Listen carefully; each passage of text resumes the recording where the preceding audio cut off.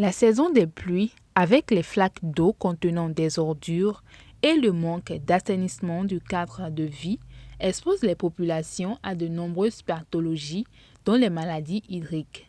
Ces maladies liées à l'eau ne sont pas sans conséquences sur la santé des populations. Dr Didier Agbozoingbe, épidémiologiste, médecin coordonnateur de la zone sanitaire Cotonou 6, évoque ici ces maladies avec leurs corollaires. Les maladies hydriques étant définies comme les maladies qu'on contracte en consommant de l'eau ou bien en étant en contact avec de l'eau souillée.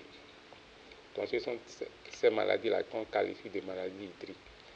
Et dans ce cas, on peut citer déjà ce qui est plus redoutable et cette maladie la plus redoutable à laquelle on assiste de façon cyclique dans nos pays, notamment le Bénin, c'est le choléra en premier. Autre maladie, et ça, c'est déjà, ce n'est pas nécessairement la même, c'est rien que parce que l'eau, quand il y a une grosse quantité d'eau, et avec les marécages et autres, ça constitue des gîtes de moustiques, gîtes laveurs, ça peut de façon indirecte entraîner le paludisme. Et là, par exemple, ce n'est pas nécessairement la consommation de l'eau, mais ça, c'est un problème d'assainissement de l'environnement lié à la présence de l'eau, ça peut donner le paludisme. Mais après le choléra et autres, là, et le paludisme dont j'ai parlé, on peut attraper même ce qu'on appelle même la fièvre typhoïde, parce qu'on ne sait pas comment l'eau a été traitée. Et que cette eau, les légumes, les aliments crus ont été traités par cette eau qui n'a pas été désinfectée.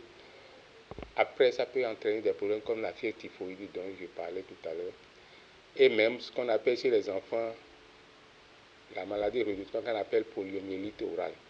Le paludisme, la diarrhée, le choléra et autres, des maladies pour la plupart liées à l'eau, tuent des centaines de personnes chaque année en Afrique. Pour éviter de les contracter, le médecin Didier Agbozoingbe propose aux populations quelques conseils simples à mettre en pratique. Des conseils pouvant leur permettre de préserver leur santé et celle de leur entourage.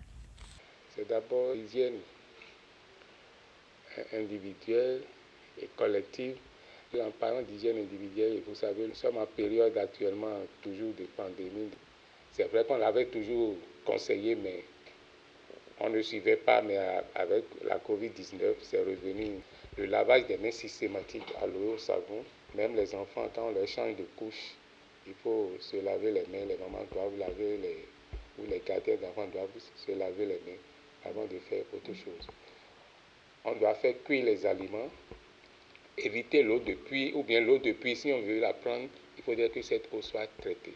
Avec ces conseils donnés par le médecin coordonnateur de la zone sanitaire Cotonou 6, il revient donc aux populations d'adopter des mesures qu'il faut pour éviter des dépenses inutiles en cette période pluvieuse.